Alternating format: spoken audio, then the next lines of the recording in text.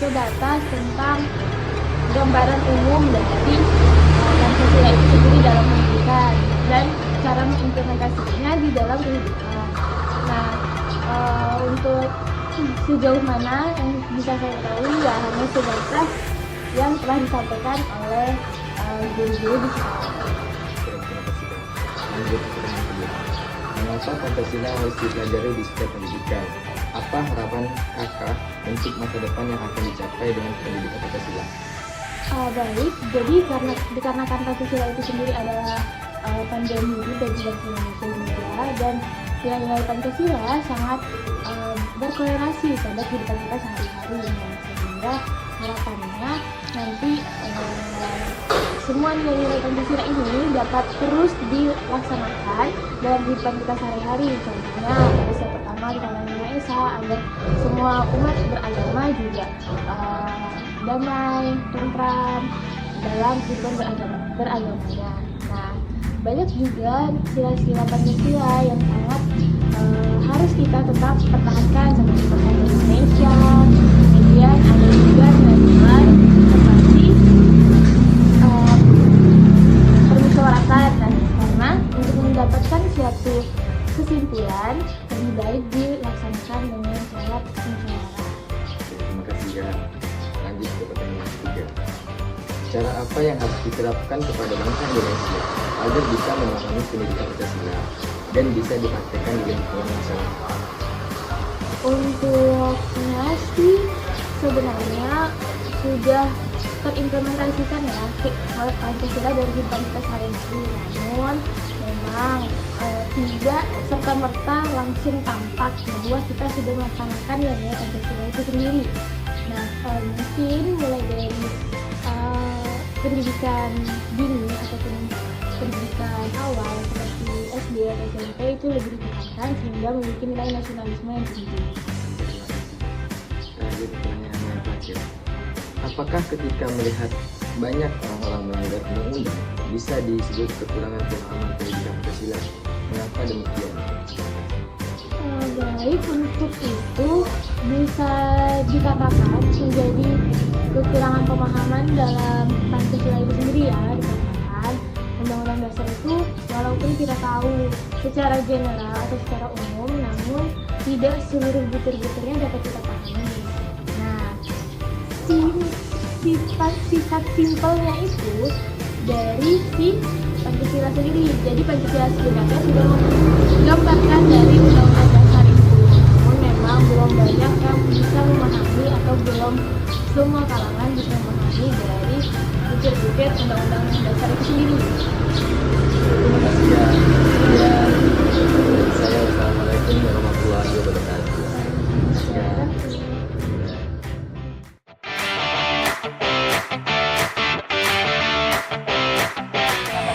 Soal tentang Pancasila. Sebelumnya perkenalkan, nama saya Muhammad Afifi. Saya dari mahasiswa BEM Prodi D3 Teknik Sipil dengan NIM 3202040185 dengan Bapak siapa Pak namanya? Pak Lido. Ya. Jadi pada wawancara ini ditugaskan mengenai masyarakat umum, polisi, TNI atau satpam atau guru itu apa? Jadi kita mulakan dari saya. Pertanyaan pertama itu tentang konsep dan nilai Pancasila dalam sistem pendidikan. Pancasila ya. Pancasila itu sebagai simbol negara. Dan itu Pancasila ini sebagai yang mengatur negara. Nah, ataupun punya negara. Nah, itu Pancasila ini kan sebagai pedoman. Pedoman hidup lah ya Pak ya. Negara pedoman hidup dan yang harus dijalankan dia pasaran seperti itu ya Pak ya. Dan lagi sebagainya juga ya Pak ya. Dan juga ya. Kenapa harus mempelajari Pancasila di setiap pendidikan? Terus apa harapan Bapak kalau setiap individu itu mempelajari Pancasila? Nah, bagi saya itu memahami atau soal Pancasila ini harus lah. Sebagai salah satu warga negara Indonesia itu harus taat pada Pancasila. Nah, kita pegang betulan atau sampai nah, di situ kita pegang satu ketuaan Indonesia. Kita punya agama masing-masing. Terus satu Indonesia semuanya milik satu kan, milik satu.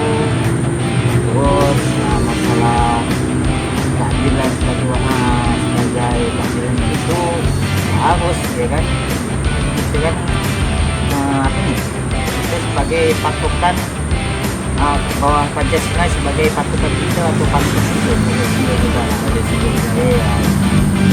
Jadi kita nih kayak kalau Pancasila ini kan kita harus nih Gotong royong, menolong ya, lanjut yang tiga ya. Yang ketiganya ini, apa yang harus diterapkan kepada bangsa Indonesia dalam bisa memahami pendidikan Pancasila? Satu keadilan. Keadilan ya. Nah, keadilan. Setiap kan kita kan sebagai apa ya, dalam 2 tahun saya 3 tahun saya ini kan itu ada masalah kasus dan hal lain, tapi itu tidak ada adil, keadilannya tidak adil. Nah, mungkin dari situlah mungkin pemerintah atau negaranya itu harus punya rasa keadilan. Contoh ada kasus, nah itu harus adil-adil. Macam harga sembako ini kan ada yang daerah sini beda, daerah sana tinggi, sini rendah. Daerah Papua itu kan lebih biasa kan, daerah timur itu kan tinggi. Nah kan sangat disayangkan kan, keadilan itu mencakup semua, dari hukum ya kan, ekonomi, pendapatan mereka gimana harus adil. Susah sih nak ngomong, yang diharapkan itu sih keadilan ya, dan merata Keadilan yang wilayah saya pembunuhan atau karena hukum kita ini kayak tajam ke bawah, kumpul ke atas gitu lah ya. ekonomi itu juga itu. Soalnya kadang nih harga sembako nih di petani ini murah, pas bawa ke pasar tuh ngonjak harga. Iya betul ya, begitu Iya, ya. iya. Kita lanjut pertanyaan keempat ya. Pertanyaan keempat nih,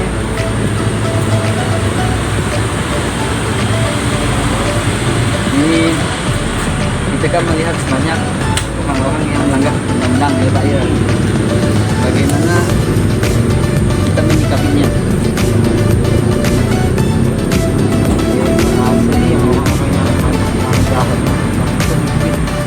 Sekolah kan, padahal kita tahu semua kan, kalau Pancasila sudah mengatur, tadi kan lagi pertanyaan satu kan, memahami. Kalau dia memahami Pancasila pasti ya dia tak mau melanggar, karena itu udah satu ketuaan yang Esa. Jadi agama itu udah ngatur, masuk ini nggak boleh gitu. Udah di Mana yang boleh, mana yang nggak boleh gitu ya. Dan undang itu pun Pancasila pun udah diatur kementerian undangnya gimana.